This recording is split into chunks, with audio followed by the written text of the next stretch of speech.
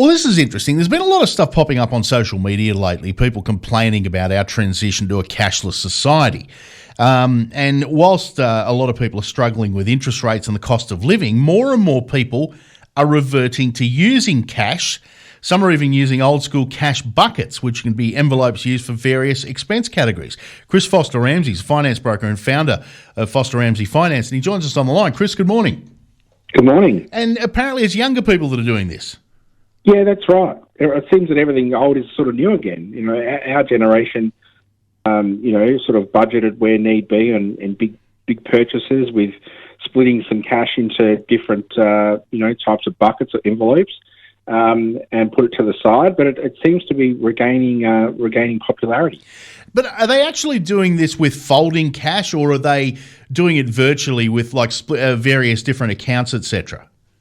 A mix of both, but what sort of the idea is that you leave enough, you get paid, and then you leave enough or carve some off and leave that in your bank account for sort of digital banking, so direct debits and the core activities, and then you withdraw a majority of the money that's left over and you put that aside into different categories, and then you only really spend the categories that you want to. So, you'd have sort of one for, takeaway lunch or coffee, and then you might have, or what we see is a category for like, saving for a house or a car is sort of where we see a lot of it, yeah. And is this being driven purely by the cost of living crisis, or is it off the back of some TikTok fad like that Marie Kondo thing or whatever a few years back? What has been the impetus for it? I think sort of, it's driven by social media, sure, but the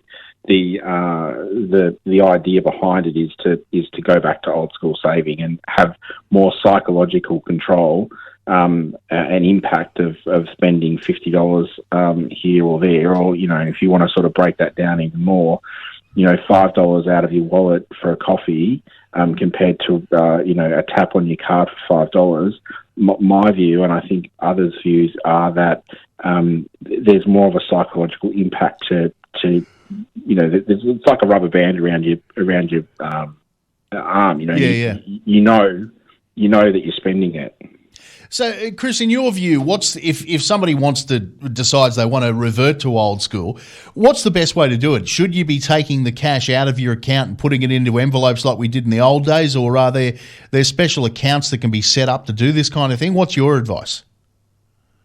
Yeah, look, it depends. I think that this is sort of a unique option. I think that probably where we see more success is what's known as sort of automated savings, or where you've got several accounts which are the different buckets, and you set up automatic transfers within your digital banking platform to be able to transfer money here and there. And that way you can, if you are saving for a house, when you come to your broker or your lender and you say, well, I've saved this much money, there is a track record.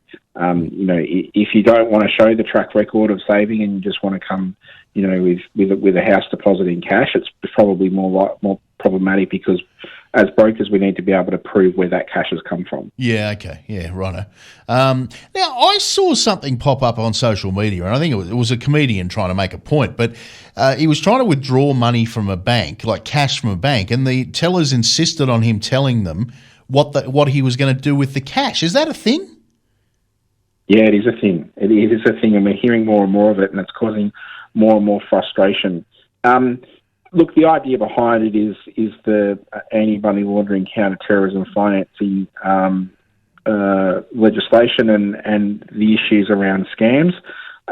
But what they see as a routine line of questioning is received by some customers as being exceptionally intrusive, as in, like, this is my money, none of your business, what I want to do with it. So, we are seeing more and more of it, and it is problematic.